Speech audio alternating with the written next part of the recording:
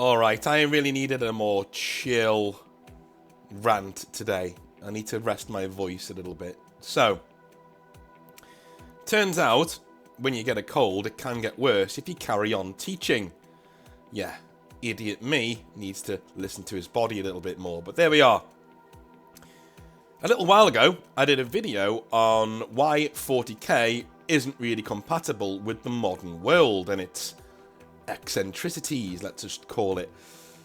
Well, I thought I'd do a little bit of a sequel to that video, not a remake, but more of a sequel, more of a moving on of my thoughts on where I am these days, because I've got a few friends who still work for Games Workshop and a few of them who still work in and around the hobby, dictating some of the things that they've been getting told from head office, from on high, that are, well, I'm not going to repeat them here, but they're alarming to say the least. The disconnection between Games Workshop and the flagship game that they push to the front of their stores, that is Warhammer 40,000.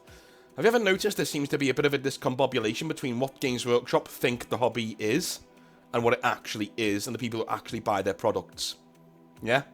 Well, that's what we're going to discuss here. Why Games Workshop don't really like, in fact I'd say that they really hate, what Warhammer 40,000 actually is. It's not going to be a super long one because, again, voice, failing. But I wanted to talk about this. So, one of the first points I wanted to get into is what 40k is. What is it at its core going into it? Well, old 40k, as in the 40k that me and you probably played, right? A lot of the guys who watch my videos are in their 30s or 20s. And so, they came into the hobby through 3rd to maybe 5th, 6th edition, right? Remember all of your memories that you got in your head of 40k back in the day? Well, 40k is grimdark, and it's centered around men and boys. It's centered around memories and male bonding between friends and family members. There are countless different hobby nightmare stories and different things that I've read out on the channel from people in the hobby where their first experiences of the hobby are sort of told through this magical lens, this mist of time where things were simpler, they were much happier. They could go into Games Workshop and you would walk in there and you'd have different red shirts wandering around, all helping out the games that are going on in the store, all selling models, all having a really fun time discussing the lore, teaching people how to paint, and generally liking their jobs. What you will see in Games Workshop these days is a single manager in a single store hating their job because nobody wants to speak to them. Generally, that's what you get these days. The Liverpool store is one of those places, right? The Liverpool store on Lord Street was an absolute melting pot of different people from all across the hobby space who loved being around each other. Some of my greatest, most formative memories in the hobby and as a kid were from that store. You would walk in and you would literally see, 5 or 6 red shirts at times if it was a busy day, walking around and helping people out with their orders and their games. And there was literally a guy there called Paul, who was a very tall lad, and he was from America, and he had a moustache. And my mum made a joke later on that she thought he was a 70s actor from, certain movies from back then. No idea how she knew about that actor, but, it was kind of alarming, but there we are. Years later, she told me that she thought that guy looked that way, and so it kind of freaked her out a bit. But anyway, he was a lovely guy, and this guy knew rules like the back of his hand. I'm talking any sort of 40k problem you had, he was on blob. He was there helping you out all the time. He was just a staffer, he was just there helping out. And I remember being in that store and getting pulled through several different games, literally by Paul and by other members of the store staff team who were just there to help, right? And they always had a smile on their face. They were always cracking jokes. And this is before meme culture took over, right? 40k, it's almost not perceivable by modern generations, right? If you've grown up on the internet, first of all, I'm sorry, right? Second of all, you would not believe how important it was to see a grown man talking to you like a normal person about Warhammer. That was so important. To have that guy there telling you, no, this is normal and we kind of joke about it, right? I'm into the same things you are. It wasn't as easy to get into as it is nowadays. Nowadays, you laugh at a few memes, you're in, right? Back then, you had to read books, man. You had to read books, you had to read codexes, you had to read rule books. You had to be into the hobby to be into the hobby. Gatekeeping wasn't even a thing back then, because you didn't need to. Nobody wanted to be into Warhammer, right? But those of us who were, really were. And it's like a close-knit brotherhood. And I think that's kind of the dichotomy of how things have changed, right? Games Workshop want Warhammer to be more mainstream. They want to be able to sell it to more and more and more people. So, if the hobby is approached in that kind of a way, when it's quite niche, and being into it means that you're one of the few, right? That isn't really profitable to them. In fact, the company's nearly tanked itself multiple times trying to get blood out of a stone by treating those people badly and trying to get them to spend more money year on year. Yeah? Problem is that even though they are marketing their hobby to a grander audience, they're still trying to get blood out of that stone by nickel and diming the same people that apparently they don't want in the hobby, but I'll get back to that in a minute. Old 40k focuses on collaborative but also competitive storytelling. It is something you build with your opponent whilst playing the game, right? Now, all of you will know what I mean by this. If you're a new 40k player, and alright, I've got a friend called Luke, right? And he only started 40k around 18 months ago. He started with Necrons and then moved over to Sisters of Battle, right? So, he's over there with his nuns, because obviously he's into feet. And he's playing with all sorts of people who are also new in the hobby or around his age. He's around, I think he's around 21, 22. Anyway, the first time he played another one of my friends, right, he's an old grey beard, right, he is an old grey beard, and he comes in and he plays him, right, and it's a tight game, it's a really close game, but you can just tell that Luke's sort of not sure he's still playing 40k. They're playing 10th edition, but you can tell Luke's not sure they're still playing the same game. Why? Because my friend, let's just call him Jake, right? My friend Jake is not playing it in the same way that he's used to. Jake is describing what his soldiers are doing on the tabletop. Jake is getting really enthused in the moves his opponent is making as much as his own, because he thinks it's cool and it's going to add to the movie-like story that's going on the tabletop. Jake is making decisions on the tabletop that aren't just about winning, they're about spectacle. Yeah? In other words, Jake is an old school 40k player. He's somebody who goes in there to tell a collaborative story between him and his friend that is also, and by and large, a competitive wargame. You are there to see how things play out. You are there to pit these armies against each other, pretend you're generals for a day, and to see how things go. I have no problem with 40k being a game that is based on dice and that can absolutely ream you because the dice gods say no. Why? Because that's how the game's supposed to be. I think the more and more rules you introduce to try and make the game balanced, quote unquote, basically make sure that those random events can't really happen. It's when you get rerolls on top of rerolls on top of rerolls, you know, and plus 2 to this, plus 1 to that, -1 to this. All of these different modifications and rerolls that slow down the game, they're there to make sure the dice can't really have a say in what's going on the tabletop. In old 40k, that was a key component of the game. Randomness. You never knew what was going to happen. Back in the day of 6th edition, I had one Jump Marine hold up a Titan. A Warhound Titan. By keeping it locked in close combat. Yeah, he survived. His whole squad died, but he survived for 2 rounds of combat. It was insane, but it happened. And it would never happen in modern 40k. In modern 40k, that unit would be wiped and we'd be on to the next one, because fun isn't allowed. Almost all battle reports back in the day, another point I wanted to bring up, in White Dwarf, remember those? Remember when they did those? That was cool, right? They were always centered around heroes fighting each other in a wider story. Always. They would always focus on the narrative of how these two armies were coming at each other across the tabletop. Yes, they would talk about rolling well and rolling badly, but you would very rarely see, oh, he rolled a 1 there, or he rolled a 2 there. No, instead, the battle report was showing the ebb and flow of a battle and linking it in to a narrative description of what was happening. I remember one battle report that had an entire short story written to accompany it by one of the players dealing with Deathwatch tackling Tyranids, right?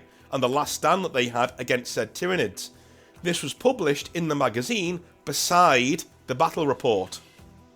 This happened too with Eldar and even in Warhammer Fantasy Battles with Archaon executing one of his own generals in a short story. The reason for this, by the way, was in this big apocalypse-style game, the only one battalion section of the Chaos Army had fled the battlefield, and it cost them the battle. And so, the Chaos player, being a bit angry at this part of his army, decided to write a full short story on Archaon executing the leader of that part of his army. Dude, it was awesome, right? That's one of the main reasons why I encourage people to homebrew so much. I think it's one of the last bastions of this true narrative part of the hobby, of what Games Workshop and Warhammer 40,000 used to be. Games Workshop don't like this. They don't want you making your own stories. They don't want you converting your own models. Haven't you wondered about why most models are now monopose and can't really be converted into anything else? Haven't you ever wondered why they've gone after YouTubers and other people online who are giving them free publicity by making really cool shorts and animations and things like that? Have you not wondered why they want everything in-house and everything else needs to be nuked off the face of the earth? They don't want you to have ownership over the hobby. They don't want you to engage with the hobby like you used to do in the late 90s and early noughties. That era is gone to them. It's dead. What they want is monopose. What they want is tournaments. What they want is esports. And what they want is a nice placid fan base who will continue to pump money into their coffers, even if it's against their own best interests. That's the modern version of Warhammer 40,000. It's esports. It's balance, quote unquote. It's FAQs every couple of months. It's buying what used to be a mythical thing, your army's codex, getting home, and then discovering that your codex is already out of date because Games Workshop just couldn't leave it alone. Back in the day, Games Workshop would own their mistakes. If they released a bad codex, it would stay broken. That is just how it was. It would stay broken, right? Which kind of led to some armies getting hate for years afterwards. Ultramarines and Grey Knights being two particular examples from back in the day. Hello, Matt Ward, right? Thing is, though, and this has happened kind of in video games too. Have you ever noticed in video games when early access came in, I was one of the people who was saying it was a bad thing, and I was shouted down by a lot of my friends. But the reason why is because as soon as you bring in early access to video games, do you really think it's going to help indie developers make games? Or is it going to give massive developers and publishers an excuse to release broken games and then fix them, quote-unquote, later on? Yeah, the second thing happened, didn't it? It's the same slippery slope argument. That's why, I'm going to get into politics here. Right, one of my mates, who's actually a human rights lawyer, I know, like, this guy, don't get him drunk. Like, he will get on a soapbox and he will be there all night. But he doesn't think that human rights should be in law anywhere. Right? Controversial, right? And I asked him why. I was like, why? Like, don't you want human rights to be protected? And he said, mate, right, listen. If you give a government the right to basically say, hey, these are human rights. These are your 20 human rights. Yeah? Cool. Yeah. What if something appears that's not on there? It's not covered. So they can do what they want to you, right? And nearly every single time he said any of these human rights laws are brought in, there's always one law, there's always one clause that says, in the event of emergency, we can disregard all of these. Yeah? That's why he says it shouldn't be in law, because then you're giving the government ad hoc to do what they want with human rights. You're passing over your right to human rights over to this soulless, conglomerate-style government that doesn't have your best interests at heart. Human rights should just be human rights and protected in certain ways in the law, but not actually codified. Do you know what I mean? Now, what does all this have to do about the hobby, right? About Warhammer 40,000? Well, letting Games Workshop fix their codexes later on just ensures that they're not going to release good codexes. That's the only thing it ensures. Back in the day, when they released a codex, yeah, there were a few duds, don't get me wrong, there were a few bad ones, but back in 5th 4th, 3rd edition, right? When you got a codex, you could pretty much rely on the fact that it was going to be thematic, number 1, and kind of balanced, number 2. There were broken combinations within it, yes, don't get me wrong, and there were exceptions to the rule, as I know people love to point out on YouTube, right? They love to not listen to the point and say, actually, no. I am right. I'm empirically right. Empirically. It's provable, right? 3rd to 7th edition, most codexes were good. Most codexes you got excited to go out and buy. Most codexes had lore that was actually pertinent and was moving on from the last edition. Most codexes had new units and rules that were actually cool and thematic for the army you were picking up. Nowadays, I don't think they playtest these things. They just come out and then they patch them later on. Why? Because we've given them the keys to that castle. We've allowed them to do that by them fixing things later on. And please, don't you dare give Games Workshop credit for fixing the Leagues of Atan box set. Don't you dare. Right? Not box set, the codex, right? No. That should have been... They are the biggest model company in the world. That release should have been good to go the second it came out. And if it wasn't, that's bloody shameful. Alright, before I go anywhere else, let's get into an ad break, shall we? Let's jump in.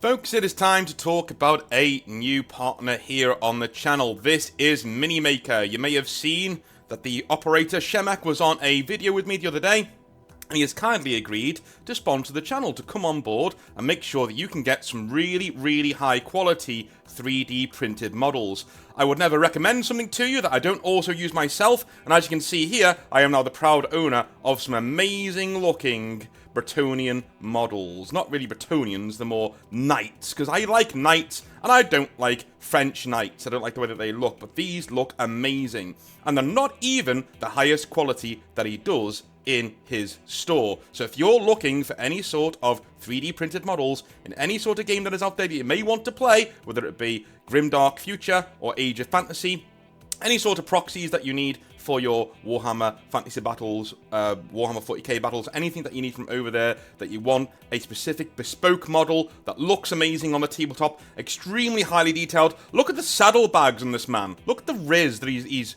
marching on there with his bear encrusted shield. It's awesome. I love Minimaker. He is making sure that I have really cool knight minis to paint, and as you all know, I love Grey Knights, mainly in space. But I will definitely get some more Grey Knight models from this man because his actual store is here. And I have been thinking of doing a Imperial Guard army for a while now. But, you know, the sculpts that are out there right now aren't very good. These ones, though, amazing. I'm going to do them just like in Predator.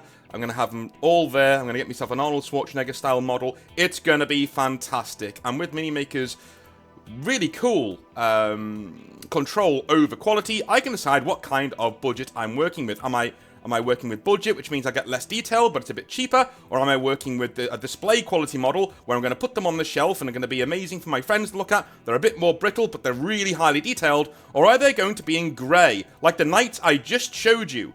I literally ordered those knights thinking, they're not going to look like that. Dude, they looked just like they did in the file page. I was so impressed. So, if you want to get some models for yourself, try Minimaker out. It's an amazing service, and use the promo code Northern Exile, all in capital letters, all one word, to get yourself 10% off your order at checkout. They do worldwide shipping, worldwide, for €10. Yeah, an amazing service. Check them out, and thank you again, Minimaker, for sponsoring the channel. You guys do great work. Cheers.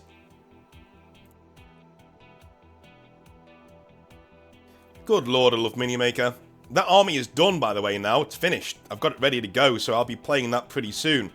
Again, can't praise them enough. I love their models, dude. And if you want good 3D printed models, that's the place to go.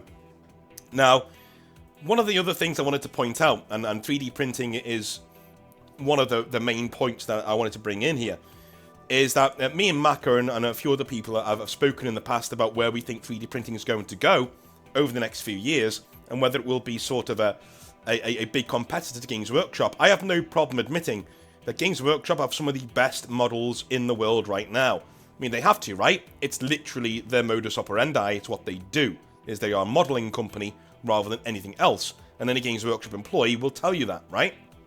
Well, in terms of the quality of 3D prints, I can actually see that eating into Games Workshop quite a little bit if we continue down this road of modularity, right? There is only one way to do most models in a box set, and this is why I've always championed the Grey Knight box sets. I love old school Grey Knight box set, and it's one of the reasons why I don't really want Primaris Grey Knights to come out, because when they do, we will lose all expression, we will lose all theme, we will lose all of our sort of passion for Grey Knights. Why?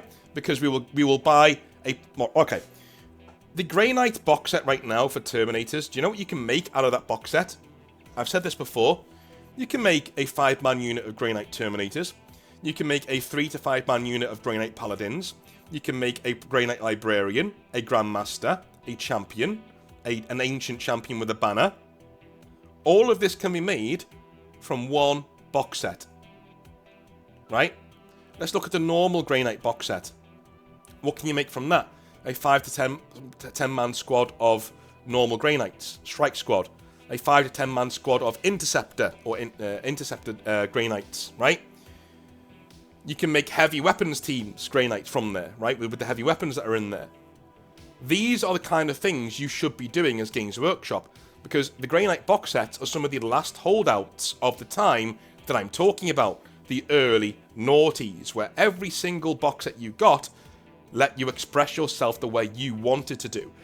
The time when Games Workshop would actively encourage you to write your own homebrew lore, where there were articles in White Dwarf, and in codexes no less, by God, in codexes, where they literally told you to go out and write your own things.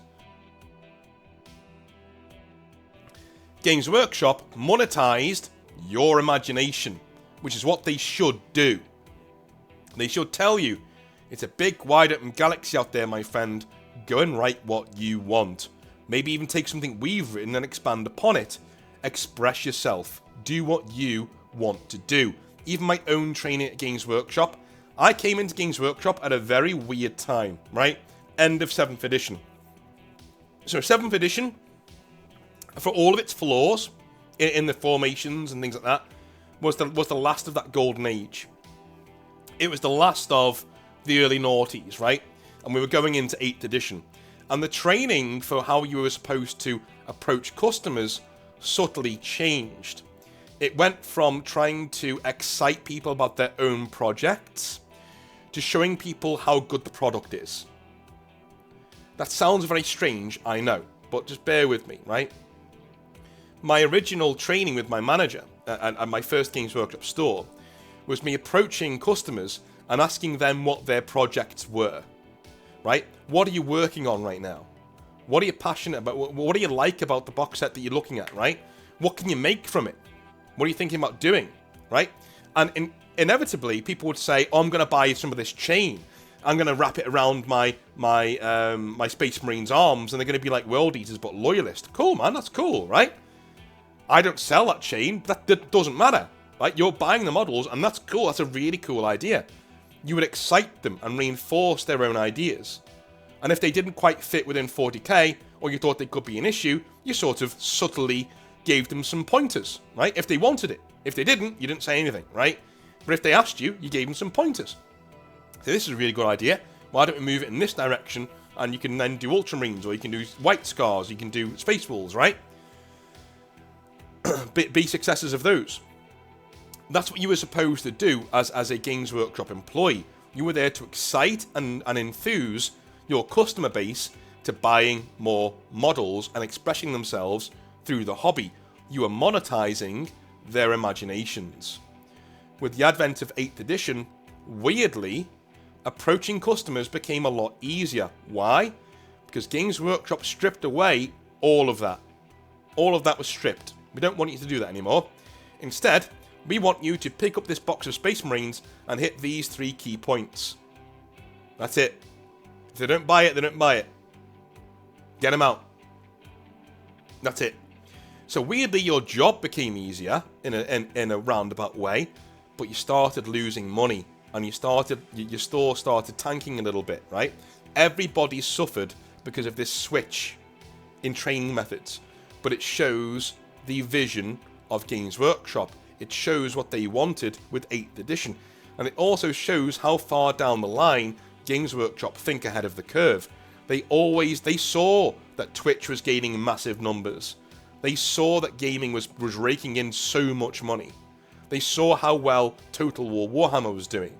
So they made the decision to wind it in and say, listen, let's do this. Let's get with the times. Let's get with the modern world and start making our company resemble a modern gaming studio rather than an old modelling company.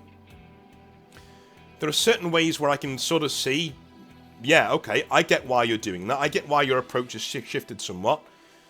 But I also can't help but feel that the soul of what we do as Warhammer 40,000 is kind of lost in this changing of the guard, this changing of perceptions, this changing of what you want the company to be. And I fear that in 10 years, remember we did that video last week, what's 40k going to look like in 10 years? I fear that in 10 years, we're not going to recognise this hobby anymore. And there'll be a vast majority of us who've gone on to different games and alternatives. Or even that just play older versions of 40k. Because Games Workshop left us behind for the esports crowd. And I think that's a shame. Because I think there is a real way for you to have both. I think there is a real way for you to allow people to express themselves on the tabletop and chase the esports crowd. It wouldn't be difficult. It would not be difficult. At all. It would require you to put work in writing better rules. It would require you to put work into making rules that work first time, that don't need patching with FAQs, quote unquote, right? It would need you to step away from apps because it just tempts you into releasing shoddy things that you can just patch later on. It would mean you can't do monopose models anymore, right? But all of these things can be brought in. But Games Workshop won't. And I think that's a fucking disgrace. What do you guys think? Let me know in the comment section down below. I'm going to go rest my voice because we've got some more Hobby Nightmares tomorrow. And I've got to do a live stream later on about Night Lords. So, have a wonderful rest of your day. Today's Sunday, by the way, when I'm recording this. So, don't be thinking I'm live streaming tonight because it's Tuesday. No, every single Sunday we do a rebuild of a Legion or something else that's going to go into the Exile verse. Our version of Warhammer 40,000. What we're doing there is Theatre of the Mind. You'll love it. Tune in on a Sunday and we can have some fun together. Anyway, love you a long time and I'll speak to you soon. Have a good one. Bye now.